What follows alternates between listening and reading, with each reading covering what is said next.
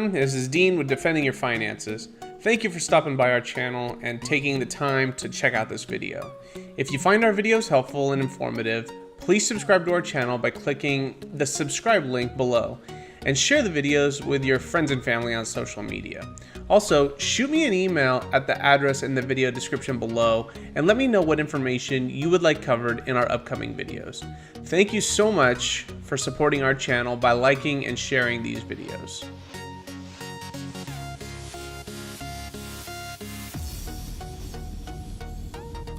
You're working hard now to make it big later, and as your income grows, so are your expenses. So how do you make every penny count? You budget. The first step to budgeting is to make a list of all your fixed monthly expenses. Your fixed expenses are those things that you need to spend money on, like your rent, utilities, car insurance, school loan payments, phone. You get the picture. Another expense you might not have considered is your savings. You need to save money. It's not optional, it's mandatory. So include a set savings amount as part of your monthly expenses too. The experts recommend that you save 15% of every paycheck. This is important. Once you calculate all your monthly expenses, subtract the total expenses from your take-home pay to see what's left.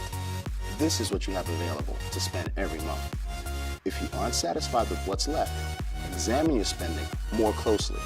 How much of what you purchase do you really need?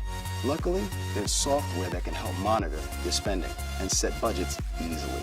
So take advantage of technology that can keep you on track. So this is how you make every penny count.